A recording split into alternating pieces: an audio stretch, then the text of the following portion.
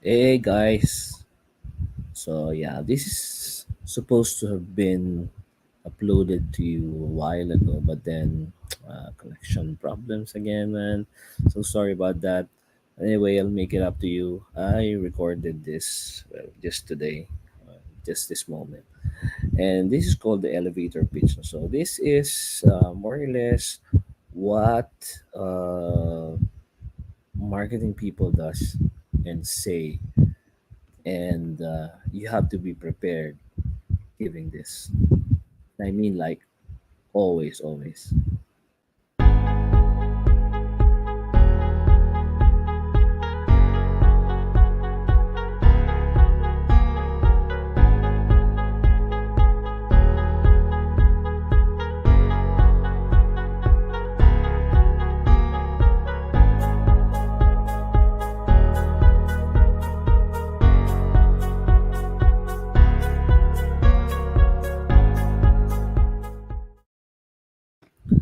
So, diba, yeah, that's really what's happening for us. For us marketing people, we always have this sort of Murphy's law kind of thing. Tipong, you're just walking, you don't even have your business cards with you, and then lo and behold, you meet a potential investor in the elevator, right? That's the legend. However, the reality is you meet users, investors in a conference, but it happens anywhere. And sometimes you don't even know that this guy or this girl or lady that you're going to meet or that you have met in those odd places in the world would be your potential investor. And I remember true story with my, my uncle. When he was growing up, he was really a shy fellow, lanky, tall, and he literally grew up with us. And my father was like bolero, like me, my late father. So he would bully my uncle. He would always tell, "Oh, Vic, pogi mong yan. When I was young, as young as you, I have many girlfriends already." And my uncle would say, "Hindi ako marunong mambola. Tito naman eh." And my father would say, "Kailangan you should always tell them immediately what they want to hear." And my uncle was working in KFC before, in KFC in Green Hills. It was like 70s, late 70s. And as I said, no, my uncle was a lanky, tall fellow, but he's pretty well built, and he's handsome, and he's working in KFC, but he was tall. And then he had this um, like a customer one day, it's an American lady, and this American lady, was eating with one of her friends, and then she asked my uncle, no, so ano yung order, what can I order in this place? And then of course he said something like, this, we have an original recipe, blah blah. And then she said, "Oh, I'm watching my weight." And then naalala niya, he remembers what my dad said, yung pangtimbola, and he said, "Oh, you don't need to uh, do your diet. This will still make you as sexy as you are." So it's a lame a word to say, and I know lalo na for guys like us, it's always ano na yan, normal na yan, eh. It's like minsan di mo na pinag-iisipan, you don't even think about it. Uh, yung tipong, oh, hindi mo kailangan mag-diet, no? You don't even need to go on diet, ma'am, because you're sexy. Something like that, no? And the lady, of course, she had it like the upper 50%, but of course, it could have gone the other way.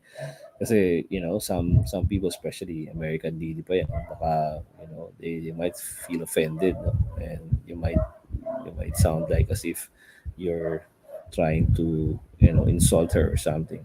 But this lady was different. Maybe it was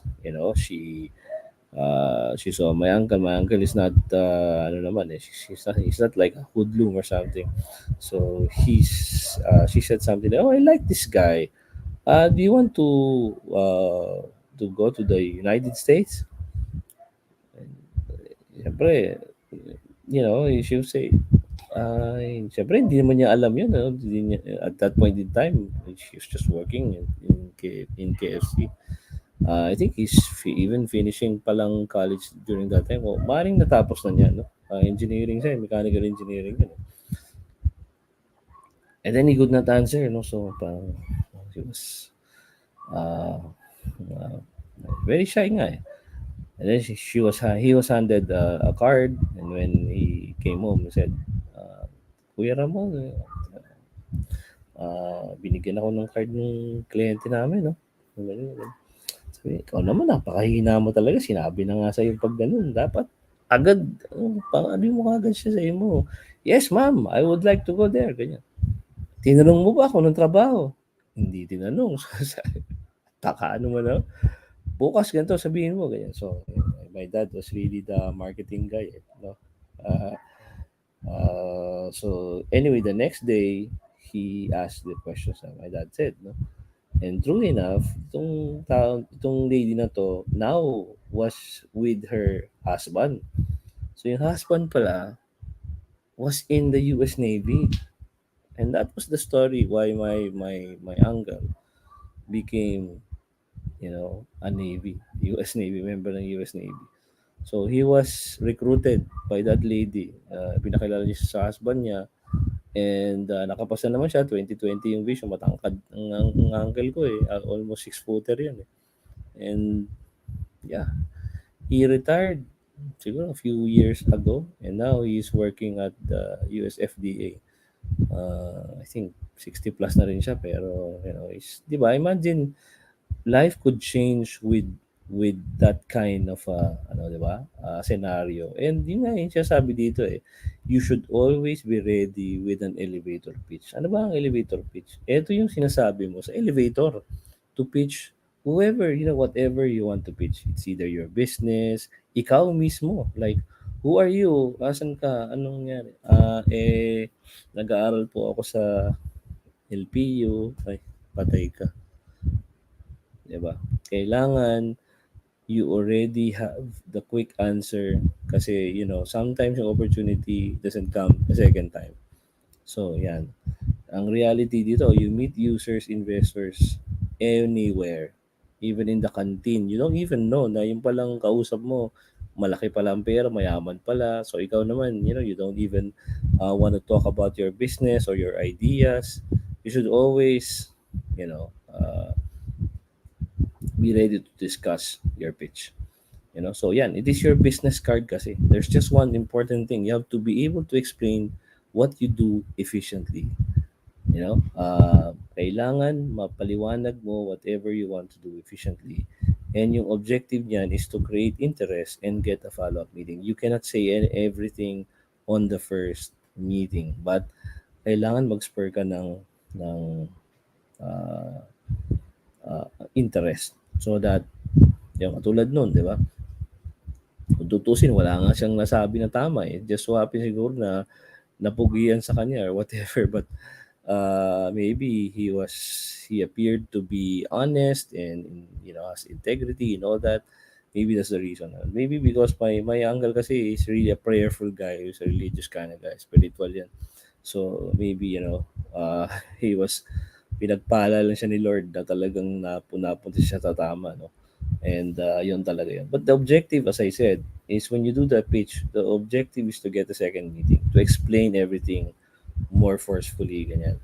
So ito yung different lang in different situation. You have to be able to explain your product in a few seconds or in a couple of minutes. And may kita mo dyan eh. Kaya nga dito, naka-word ang iyong presentation in such a way that you can present it in 30 seconds. You see him or her listening, you continue for a minute. You see them still listening, continue for 3 minutes. But that's it. That's the whole elevator ride. From point is that you should be able to say the words that they need to hear at the beginning of the statement, because yun yung marinig lang nila eh. And sometimes you get cut off in the second, biglang bukas sa elevator, nagbago na yung usapan, wala na, hindi mo na siya nasabi ulit, di ba? So that's really important. Okay? How to? Yan, kailangan preparation dyan, no? Ang preparation mo halos dito naman hindi naman totoo na 1 to 3 hours. In fact, pag you prepare all your life eh.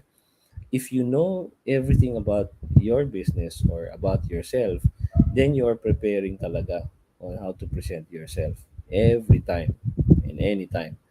Nagte-train ka sa sarili mo. Ibig sabihin lang naman ito, you prepare shorter but your training is longer. And para sa akin, the training is almost always all the time. So don't worry na you have it wrong in the first time you said it. Kasi doon ka nga nag-gain ng confidence eh. Kumbaga, it's like, pag-isipan nyo guys na para kayong nagbubunot ng alas, no? Na card. And there are 52 cards, di ba, in the deck of cards. And bumunot ka ng 5, wala kang nakuhang alas. Hindi ka titigil because you know that there are 47 cards there and 4 doon alas. Bumunot ka ng 26, wala ka pa rin nakukuha na alas. 26 na naiiwan, 4 doon alas. Kasamaang palad talaga, napakamalas mo. Kung pumunot ka na ng 48 cards, wala ka nabunot ni isang alas, and there are only 4 cards left, would you stop? Diba? Hindi. Dahil alam mo na bawat bunot mo next time, puro alas. What I'm saying is that parang nagbubunot ng card, you know, when you do elevator pitch or pitch, whatever it is. Diba? Inuubos mo yung butaw. You know? Inuubos mo yung mga useless cards because you would make a pitch na hindi talaga paniniwalaan. Paasahin ka and then hindi naman bibili, whatever. Ang mahalaga doon, those things will be treated by you as practice. So pag hindi mo na bentahan, sasabihin mo sarili mo, salamat, nakapag-practice ako. Diba? So a good elevator pitch should be good to be told in a video and in front of a person. Natural and simple. Keep it short and simple. Clear. Hindi ka dapat nagsasalita ng mga incomprehensible terms dyan na only you or your company knows about. So, kailangan lahat ng words na pipiliin mo should be understood by all. You don't want to sound technical at the beginning because not everybody, can understand you. Now, if they start asking and then you hear words na importante, na alam mong technical, ibig sabihin, this person knows something. And dun mo siya, you could go on for the kill when he mentions words like those. Kasi syempre, yun yung hinahanap mo eh. Anong commonality namin itong taon to? As I said, you always find the commonality between you and the person you're talking to. So, yun. Kailangan clear, no? Avoid complex and incomprehensible terms. And you have to remember it fluently. Hindi ka po pwedeng nag-grapple for words whenever you make an elevator pitch. And ito yun, no? There are 4 things what to say. The first one is the boom sentence. Ito yung mag-create ng curiosity and attention. Usually, ito yung mga one-sentence description. Okay? So, hindi kailangan maging OA ka dito, but just use your one-sentence proposition. Like, for example, alam niyo po ba na, for example, ako when I make that my pitch with parents sa aming school, automotive yung school ng Toyota, di ba? So, I would say, and this is true naman, wala namang halong biro doon. Alam niyo po ba na ang automotive sector talagang boom na boom po ngayon? I'm not saying the boom because of the boom sentence, but talagang ang dami pong in demand po talaga siya all over the world, lalo na po sa Japan, sa Middle East, at saka ngayon nagbubukas ang Australia. Araw-araw, ang dami pong nakukuha mga technician dito sa atin. Di ba? So parang probably it was a longer sentence, but at least you got your sentence across na hindi siya nagkamali ng pagpili ng industry. Kasi yun ang dapat, you get it out of the way. Kasi kami, Toyota kami. So alam namin na yung Toyota hindi mo na kailangan i-pitch yun eh. You would probably say it, mga hoodie yan eh. Kumbaga sa yan yung mga pang 3rd or 4th slice mo. In fact, baka nga dulo na yan eh. And then you would say, problem. Make sure everyone understands the problem and let the people feel that pain. Ito magulang, so sasabihin mo sa kanyang pitch susunod is that, alam naman namin kasi talaga ang hirap ng mga magulang, di ba? Lahat naman ng ginagawa natin para sa ating mga anak. So, ayan, you feel the pain, di ba? Ako po, magulang din, ayan, meron kang binibigyan mo siya ng connection. And then sabihin mo talaga na mahirap po talagang mag-invest para sa mga anak natin. Minsan, hindi nila na-appreciate yung ginagawa natin. No? Sasalita sila, blah, blah, blah, yes, oo nga, gano'n nga, whatever.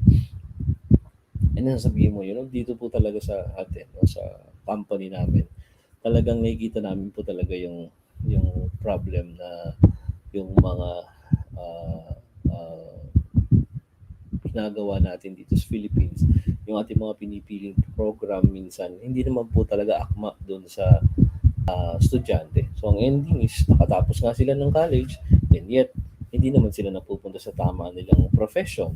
O, yan. So, yan, nilalagay mo siya doon sa may word ng college. Of course, kami tech box. So, pag nilagay namin yung word ng college, baka mag-isip yan na, teka, magka-college na lang ako. Ayun, italayo mo yun doon, which is really what's happening. So, pwede mo sabihin sa kanya, ngayon, talaga pong skills na talaga ang mahalaga eh. Kahit po tapos ka nga ng college, ako nga po, masters, and yet yung points ko sa Australia, ganito, ganito. So, masasabi mo na ngayon, nagpipitch ka na, okay, it's not about the diploma ng college, it's about skills. And then, saka ngayon babanata na, sa totoo lang po, pag nakikita po nila ang Toyota bilang school, ang school po namin kasi nag-iisa lang dito sa Asia. Aside from Toyota Japan, tayo na lang yun na nag-train ng technician all over Asia. So, talaga pong napaka-importante ng ginagawa namin. Hindi mo siya kinukuha yan, but napaka-importante ginagawa namin for the sake of nation building. Okay? So, ayan, no? May solution ka na. No? Kasi dito po, ganito yung ginagawa namin. Tinutulungan namin yung mga bata na ganyan, whatever, blah, blah, blah. So, ito na yung solution mo eh. Ito yung nagiging solution mo dun sa problem. And then finally, the coup de grace, no? Na eventually, the business model. Again, the business model would be, ito kasi yung ginagawa namin, sinusuportahan ng mga dealers yung kanilang mga scholars, pupunta rito. So, pinapaliwanag mo na yung process and what makes the whole program unique. Di ba? And then tapos ka na. May not too much details kasi pag nagbigay ka ng too much details, well, unang-una mabubutasan ka. Sa dami ng sinabi mo, mas maraming tanong. So, mas maganda pa na konti yung sinasabi mo para konti ang tanong. Di ba? Or, di ba? Parang ganun. Dapat hindi ka masyadong maraming salita. Lalo na pag hindi mo naman kabisado lahat. So, di ba? So, whatever it is that you want to say, you have to start with a boom sentence. The one sentence description that would make the person stick around for some more. Kasi pag hindi na siya interesado doon, talagang medyo hindi mo na siya makukuha. So usually, dapat alam mo yung kanyang profile, pero hindi mo nga makukuha lahat yun. But manghuhula ka na lang. So ito siguro mga 30 plus ito. Minsan nagtatanong ka at minsan nasasagot niya yan. Minsan naman talagang mataray siya, hindi siya sasagot. Sabihin mo, ma'am, so taga dito lang po kayo? Yes, so ano naman, sabihin mo. If you don't mind me asking, ilan po ba yung anak ninyo? At saka, kasi ito yung nasa school siya. Siyempre siya, lumabas, hindi mo po pwedeng tanongin na may anak. Sabihin, bakit mukha na ba akong nanay? Siyempre, hindi mo naman sasabihin yun. So, more or less, sasabihin niya na, dalawa yung pinag-aaral ko. Okay. So, yung isa siya po ba pinakamatanda? Okay. So, medyo more or less kinukuha mo na yung ano yung sentence na sasabihin mo sa kanya because ito yung profile niya. Okay? So, yun eh. Kaya kailangan yun. And then, dapat concrete ang problem mo. In fact, pag talagang hindi aligned dun sa problem, halimbawa, ang nakikita mong problem ng taong yun, tungkol sa pera, for example, no? Mahirap siyang makapag-purchase ng ganyan kasi medyo kulang siya sa pera, ang budget niya tight, di ba? So, ngayon, pinrepare mo yung pitch na ganun. However, yung sunod-sunod na kliyente nakita mo, wala namang problema sa pera. Dumating sa iyo dyan, for example, naka-Mercedes-Benz, okay, naka-Porsche. So, paano ko ngayon magpipitch ng the same? Diba hindi? Hindi ka makapag-pitch yan. So, kailangan ang i-pitch mo yung mga matataas ang item. And sometimes, doon nagkakaproblema ang mga companies pag wala silang ma-offer doon sa particular na client. Diba? So, kaya nga importante, planuhin mo talaga yung pitch mo in such a way that the sentence would start first and then at the back of your mind, niisip mo na ano kaya ang klaseng tao to. Businessman ba to? Employee? Ganyan. So, more or less, meron ka ng profile na iniisip sa head. And then the business model, again, as I said, it's only optional. You don't really have to say it. So, paano yun? How to concretely do it? With your people, Ngayon, paano kung wala kang people? Eh, kung sarili mo lang yan, it's just a resume or, curriculum vitae, then kailangan meron ka talagang idea dyan. So maybe you can brainstorm with your friends or your parents about what you want to say. Brainstorm yung mga sentences. Dapat raw and dapat madami. Kasi doon yung mamimigita kung ano yung pinakamagandang sasabihin mo. Eh. Rationalize and divide per topic. No? Rationalize. And then create the first version of the pitch. Gawa ka ng first version. Write it on paper. I-try mo yung pitch mo alone and then with the team. Measure the time and then try to improve it. Parang PDCA ito eh. Okay, you check mo, okay. Magpi-pitch ka doon sa team muna. And then pakinggan nila kung ano yung itsura nung pitch mo. Mahaba ba? Maikli ba? Interesting ba? Exciting ba o hindi? Di ba? So, and then magpi-pitch ka sa family mo, sa friends mo. Di ba? Kung tapos na yung sa mga kaopisina mo, di ba? And mag-record ka ngayon in front of the camera. Kung may audio, audio. Video, video. And then you make it you refine it and then make it fluent and natural. Kasi pag natural ka na, halos hindi mo na talaga minimemorize yan. It just comes out naturally. So ako, ang ginagawa ko dito is I always uh, you know, make use of mnemonics, no? Halimbawa, kung apat na sabihin ko, yung first letter niyan, simula mo na eh, bawa letter N, letter P, letter S, so alam mo na, sa N. Ano kasi sabihin ko sa N? Ano nga ba sinabi ko dito? So, iba, i-remind mo yung sarili mo eh. So, you only make it fluent and natural if you have a lot of practice. That's what I'm saying. Okay, and then marami examples po, no? So you can look for it in YouTube.